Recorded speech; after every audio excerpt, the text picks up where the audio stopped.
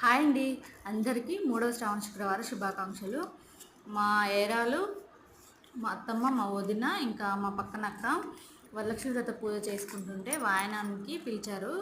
పూజకి వెళ్ళాను. చాలా హ్యాపీగా అనిపించింది. నా పూజ అయితే రెండవ శ్రావణ శుక్రవారం రోజు వరలక్ష్మి వ్రతం రోజే కంప్లీట్ చేసుకున్నాను.